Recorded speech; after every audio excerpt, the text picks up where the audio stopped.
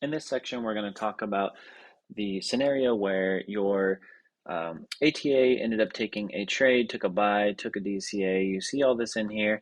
You have your alerts set up properly. You see it fire in your log, so you're super excited and you decide to check your exchange. When we check our exchange, we typically are going to check the dashboard over here under trading ATA. If you have a trade in here, you are good. It isn't a trade, do not touch it. It's doing what it's supposed to. If you do not see anything here, but you did get all those alerts that fired, the likely scenario that you are missing a step somewhere. A couple of the steps that could cause that is make sure that your status buttons are turned on. If they look like that, they're off. Like that, they're on. The second thing is make sure you have the proper passphrase. If you click the button, it'll tell you to view your passphrase. You can see what that is. You can also view your webhook. If you do not have the proper webhook or the proper passphrase, it will reject from the server. So once we have verified that this is the Apollo and this is BotJok ATA, then you're going to simply flip back over to your chart, and we just want to kind of take a look at that. So we're going to pull up the gear, and we're going to scroll down to the very bottom and go, oh, wait a minute, I created this alert after I reset default settings. So when I reset default settings, it wiped this. That's why most likely I'm not getting my alert. So I would have to put in my botjok@gmail.com. That is your username for BotJok or your email address. Then I would have to put in that passphrase, which is the BotJok ATA. Those have to match. That's how we verify the accounts as they come through our server. To tell the server that we can execute those trades. So all you have to do to fix this, you enter this back in, you come back, you hit OK, you would delete your alert out if it is already made, and then you come in and follow the same steps to create that alert again from the indicator that you did.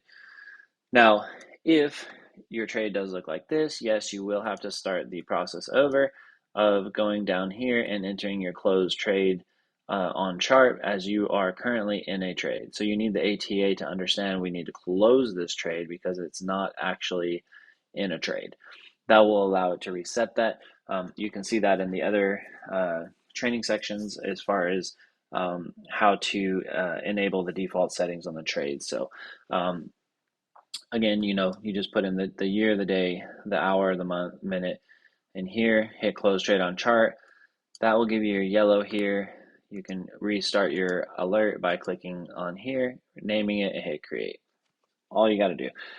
Now, some other things that you can check is if you do have the active alert open, you can come into that alert and see if the webhook is created correctly. So let's say we go ahead and create this one. Let's just go ahead and call it ATA BTC test. So that way I know which one it is, does not impede with some other things I'm doing. So we have ATA BTC test. Now, if you want to check it, you can hit the gear, check notifications.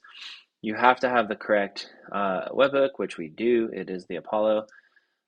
We go into the settings. We know that we chose long. We have this all correct. So the likelihood of why it did not fire is because we did not have our proper email in there or our proper passphrase after doing a default reset. So one of the other common ones that I get is, again, people choose the wrong one here. They just choose this. Remember, you want to choose the indicator that you're actually working on. And I think that will help you fix your problem as far as why your alert is firing but is not going to your exchange. I hope this helps you out. And if you have any further questions, reach us at support@botjok.com or inside our community.